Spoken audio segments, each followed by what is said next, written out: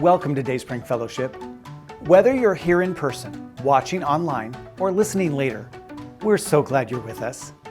This is time well spent because God is at work in your life, and every step you take on your spiritual journey matters. I'm Chris Voigt, and I get to lead the team here at Dayspring. Our mission is simple: to help people grow into the image of Jesus. And here, people grow. If this is your first time, welcome. Dayspring is a community of imperfect people learning to follow Jesus together, stumbling sometimes, but trusting Him to make something beautiful out of our messy lives. You don't have to have it all figured out. If you're curious, skeptical, or just exploring faith, you're in the right place. If you want to follow along with today's teaching, grab the discussion guide. It's under Watch on our website at dsf.church. You'll also find ways to connect with us if you'd like to learn more. Now, let's join our service.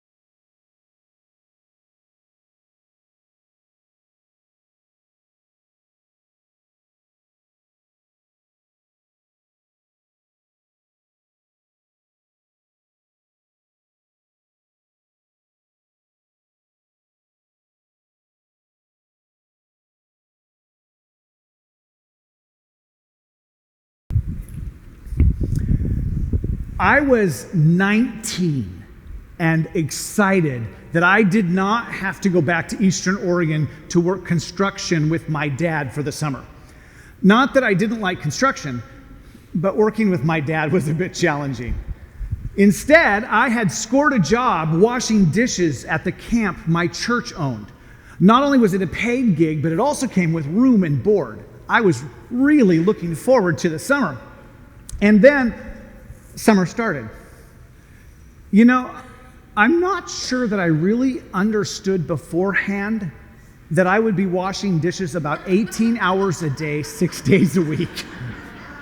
I don't think I really understood ahead of time what working in hot water, steam, and summer heat would feel like. I don't think I really understood how utterly boring and mind-numbingly tedious scrubbing pots and pans would be. I probably don't need to say this out loud, but it didn't take long for a bad attitude to set in. I was miserable. Every night I would collapse on my bed, which was only an uncomfortable pull-out sofa with a thin mattress and a metal bar cutting across my back, dreading the moment my alarm would go off at dark 30, starting the whole cycle over again. Day after day, it was going to be a long summer. Maybe working with my dad wouldn't have been so bad after all. Every Sunday afternoon, a new camp began. So Sunday morning meant church, and then a few hours to myself before dinner. And one Sunday, a few weeks into summer, I was sitting in the service, not paying attention at all to the labor of love being delivered by the pastor. Instead, I was wallowing in self-pity, focused on my misery and complaining to God in my spirit. Finally, I said, God, if I'm going to get through this summer, you're going to have to do something about it. I began flipping through the pages of my Bible when some words in one of the Psalms jumped off the page. I noodled on them for a while, added some more to them, and when church was over, I rushed back to the camp. There was a piano in the dining hall, and since no one was around yet, I put music to those lyrics. That night, as I washed dishes, that song just kept going through my head and heart and out of my mouth. Over and over, I sang that song. And you know what?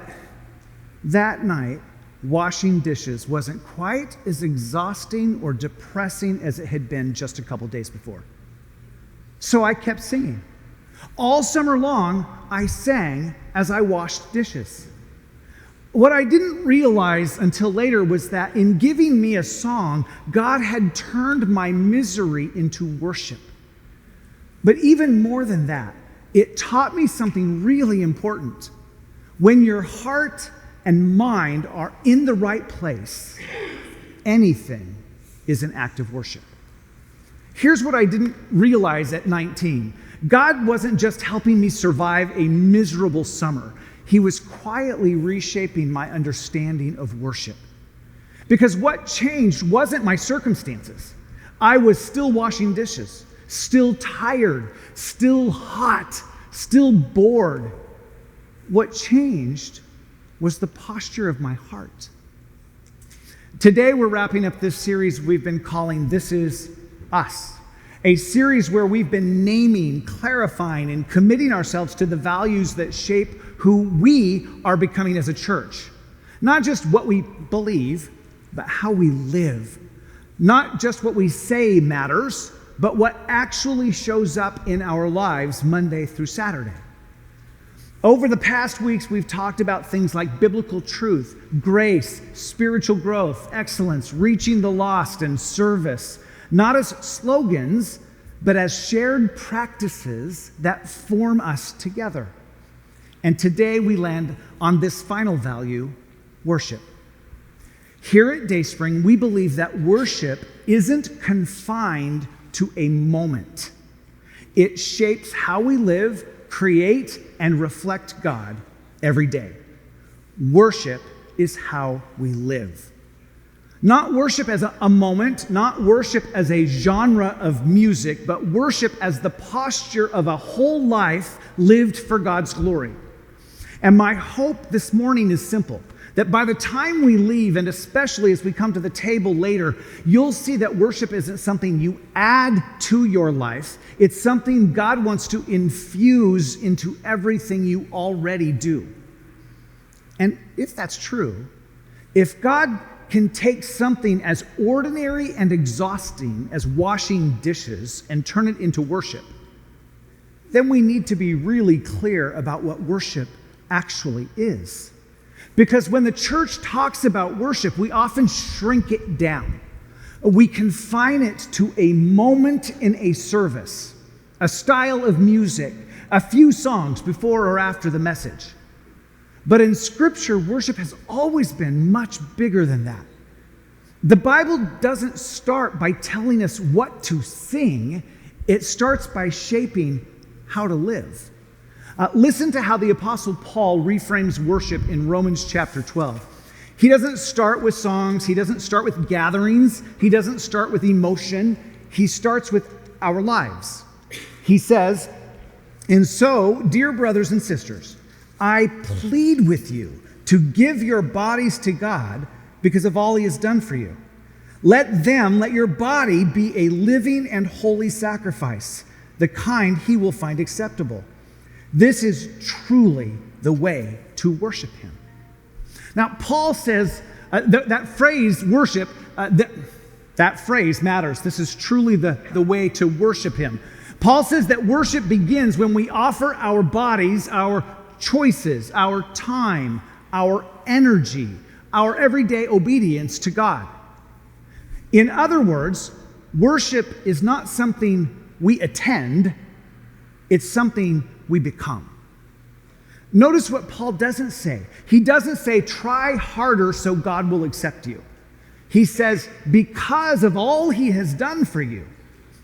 Worship is always a response, never a transaction.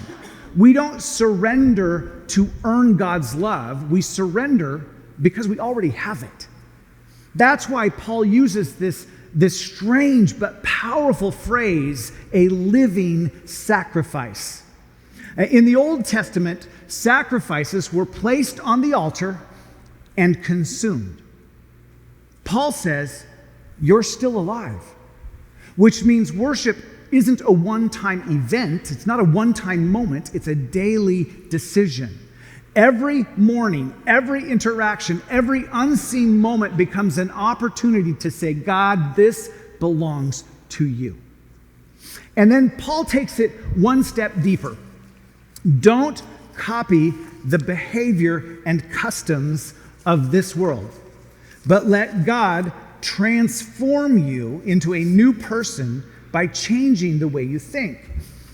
This is where worship becomes formative.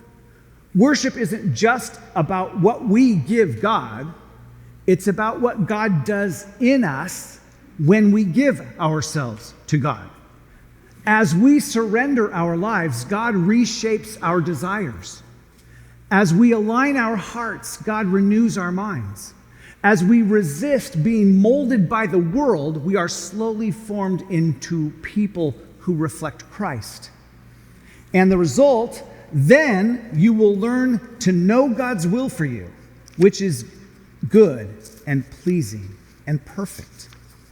You know, so often we say, I just want to know God's will for my life. Paul says the path to clarity isn't more information. It's deeper surrender. Worship is a life laid down daily so God can shape us fully. This is why worship can happen anywhere.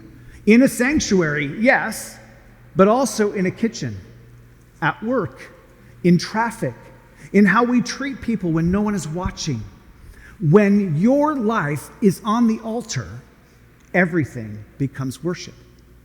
And then, when we gather and sing, those songs finally have weight. This is where worship begins, not with music, but with surrender. Not with a melody, but with a mindset. Not with Sunday, but with every day. And once we get that right, everything else, our songs, our gatherings, our creativity, finally starts to make sense. So if Romans 12 shows us what worship is meant to be, a life laid down, a heart reshaped, a daily posture of surrender, then Scripture also shows us what happens when worship gets disconnected from that kind of life. Because this isn't a new problem. God's people have always been tempted to shrink worship down to outward actions while holding back inward devotion. And that's exactly what we see in the Old Testament book of Malachi. Malachi was what scholars call one of the minor prophets of the Old Testament. He lived and wrote about 100 years after the Jewish nation had returned to Israel after their exile in Babylon. The temple had been rebuilt, but it wasn't what they'd hoped for. It was smaller, less impressive, and the glory they were waiting for, the Messiah, hadn't arrived. Over time, doubt crept in. People began to question God's love, and their worship grew thin. Hardship led to compromise. They cut corners, mixed their faith with other loyalties, and brought God leftovers instead of the best. Even the priest. Malachi is written to people who were still going through the motions. They were bringing sacrifices.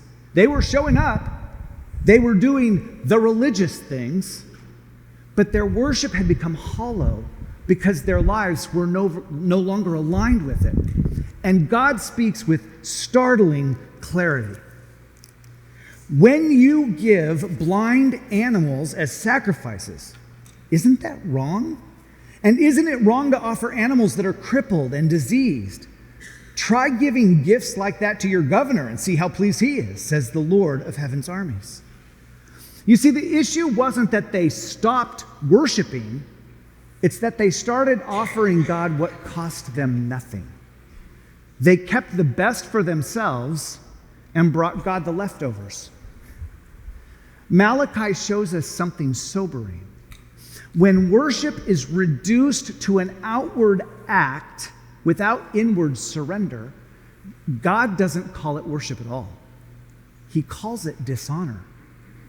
And that's why Romans 12 matters so much, because God has never been interested in songs without surrender, or sacrifices without devotion, or worship that doesn't flow from a life fully offered to Him.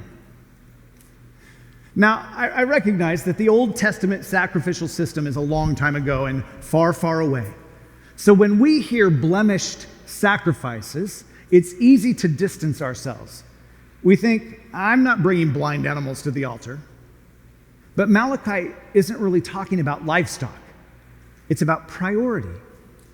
Blemished worship isn't about being bad people. It's about offering God what costs us the least.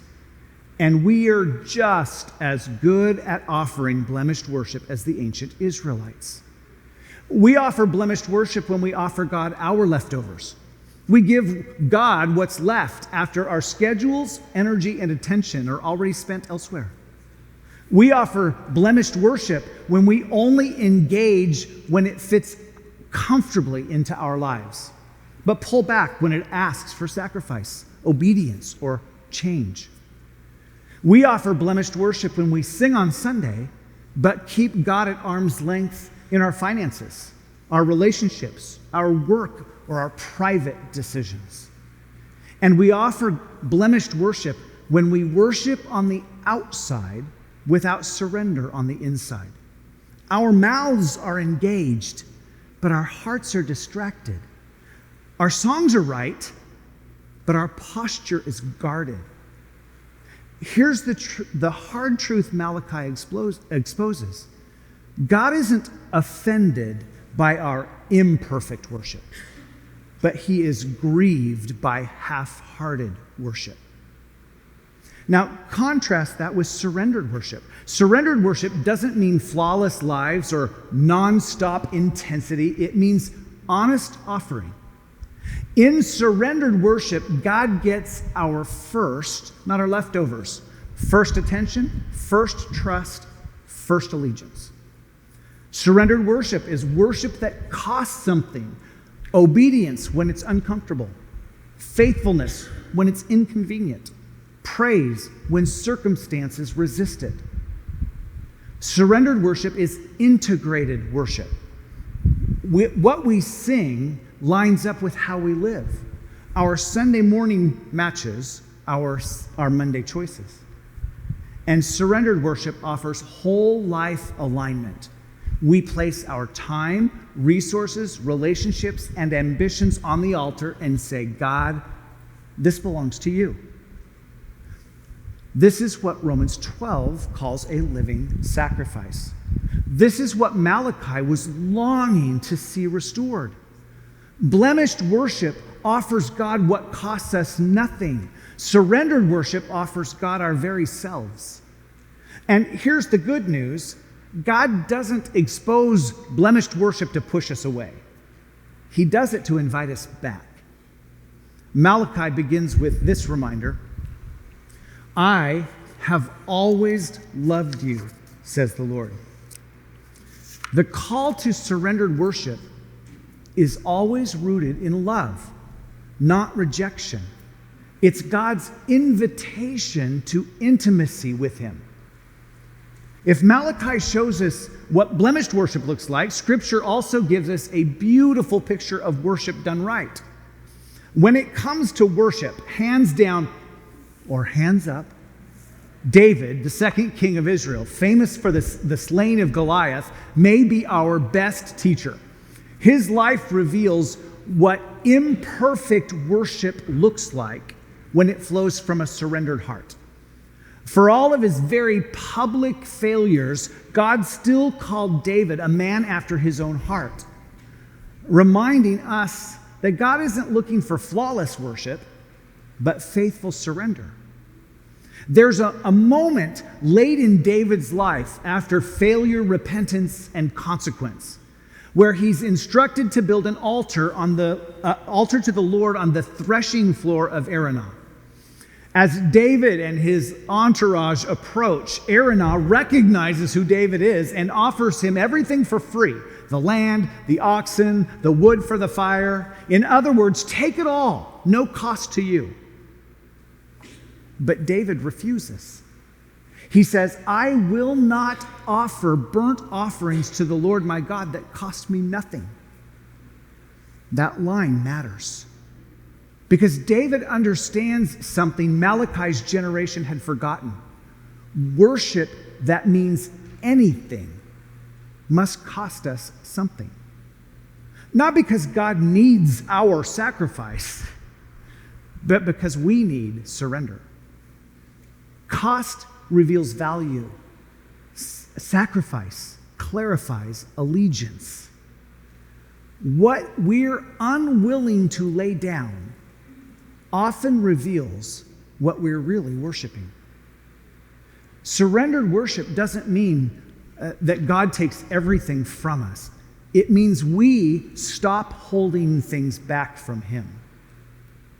Now, up to this point, everything we've talked about has been worship as a posture of living, a life surrendered, a heart aligned, an offering that costs us something. And if that's true, then when we gather as the church, the question isn't whether we worship, it's how that worship gets expressed together. And with all of the ways God could have chosen for us to express our worship, you might wonder, why sing? Why don't we make pepperoni pizzas as our worship? Or why don't we make balloon animals as our worship? Or speed walk around the building? Or assemble IKEA furniture? Or even stand in silence for 45 minutes? Why sing? And Scripture is remarkably clear about this.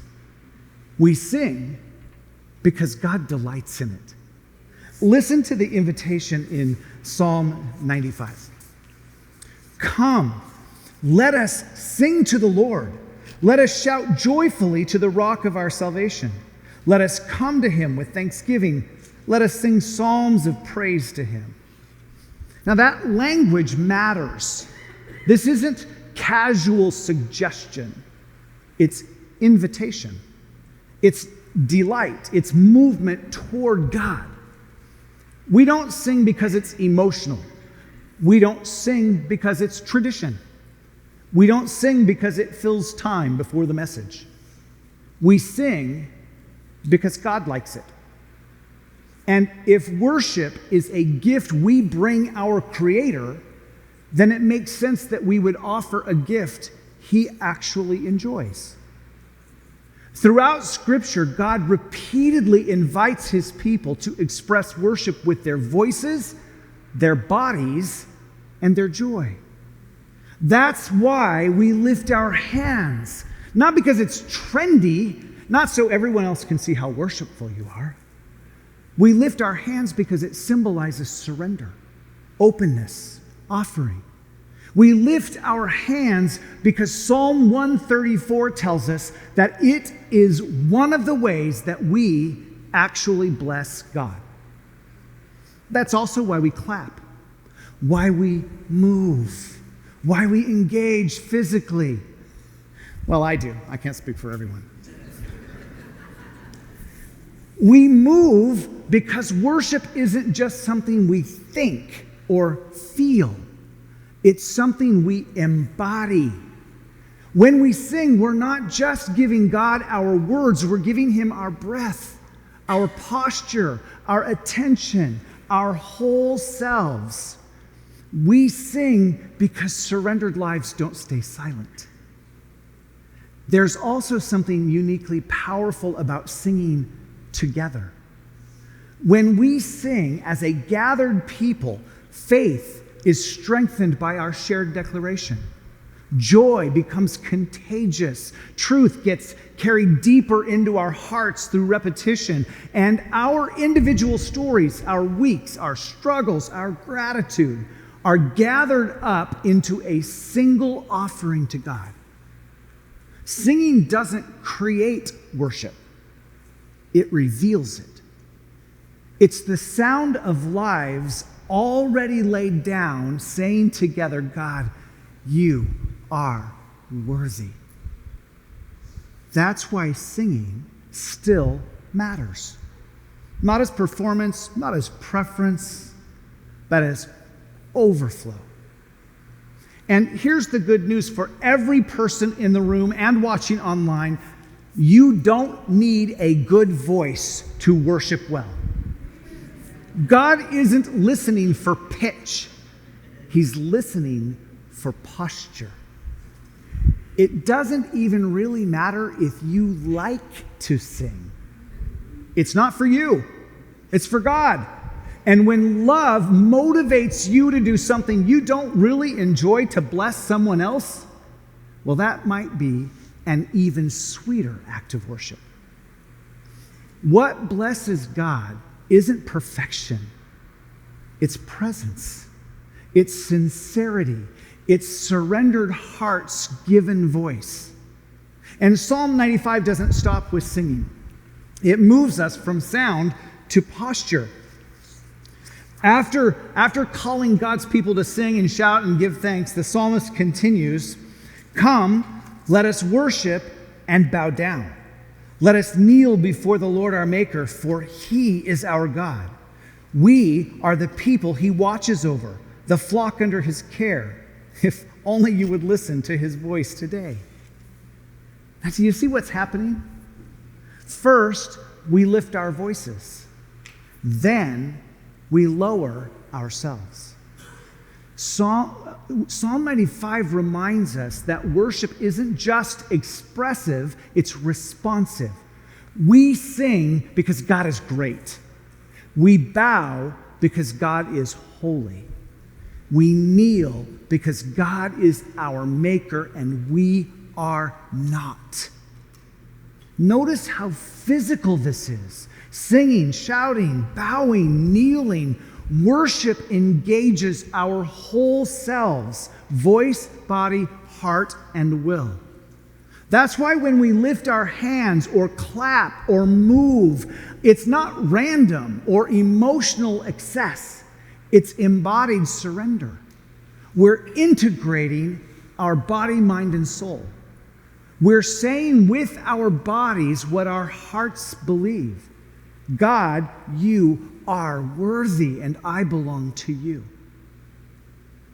Psalm 95 shows us that when surrendered lives come together, worship naturally takes shape through sound and posture, through joy and humility, through praise and submission. And that's what we step into every time we gather. So when we say worship is how we live, this is what we mean. Worship isn't confined to a song set or a service. It begins with a surrendered life formed in everyday faithfulness, obedience, and trust. And when those surrendered lives come together, worship takes shape in sound and posture and joy. We sing because God delights in it. We lift our hands because it expresses surrender. We move and respond because worship involves our whole selves. But none of that is the starting point. The song is the overflow. The posture is the expression. The gathering is the amplification. Worship doesn't start when music begins.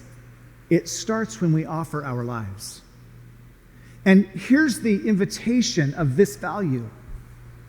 Every moment becomes an opportunity to worship, to honor God. Every space becomes sacred. Every ordinary task can become worship. Not because it's impressive, but because it's surrendered. So whether you're singing in this room, working with your family, loving your family, showing up faithfully when no one else sees, that life offered to God is worship. Worship is how we live. And that's not just true of worship, it's true of everything we've been talking about in this series. Because worship doesn't stand alone. It gathers up the values we've named and gives them their why. Before we come to the table, I want us to take a moment and remember what this series has really been about. Over these weeks, we haven't been just talking about ideas that we like. We've been naming the values that shape who we are becoming together. This is us. We said first that we are rooted in God's word and guided by his truth. God's word anchors us in a noisy world and keeps us grounded when everything else is shifting. We said we are welcomed, loved, and known because grace creates space for real people, people who don't have it all together, but are willing to come as they are. We said we are always growing together because following Jesus is an active, shared journey, and love, character, and faith grow best in community. We said we give our best for God's glory, not because perfection is required, but because excellence honors God and serves others well. We said that we live on mission every day, everywhere, because faith isn't meant to stay inside these walls. And God is at work changing lives in ordinary places through ordinary people. We said we are made to serve, called to give generously of our time, resources, and abilities, because love always moves outward, and a faith that follows Jesus looks for ways to give itself away. And today we said worship is how we live, because every one of these values finds its center in a life surrendered to God. These aren't just statements on a wall. They're a shared way of life, a common direction, a picture of the kind of people and the kind of church we are choosing to be. And at the center of it, of all of it, is Jesus. Which is why it's so fitting that we end this series the same way we're meant to live it, by coming back to the table. And as we come to the table today, we come to the very center of our faith. Before we live these values, before we practice them, before we ever offer anything to God, we receive. Communion reminds us that worship always begins with grace. We don't come because we've lived perfectly. We don't come because we've surrendered fully. We come because Jesus gave himself completely for us. At this table, we are reminded that truth took on flesh. Grace made room for us. Love paid a cost, and worship began with a life laid down. Jesus didn't offer leftovers. He didn't hold anything back. He gave his very best, his body and his blood for us. And every time we come to the table, we remember that our worship is always a response to his sacrifice. Now, before we take the bread and the cup, I want to invite you into a brief moment of silence. This is a moment to reflect, to listen, to offer your heart again. You might ask yourself quietly, is there any place where I've been offering God my leftovers instead of my best? Or is there an area of my life God is inviting me to surrender more fully? Or what would it look like to live a life of worship this week? Let's take a few quiet moments to reflect and pray.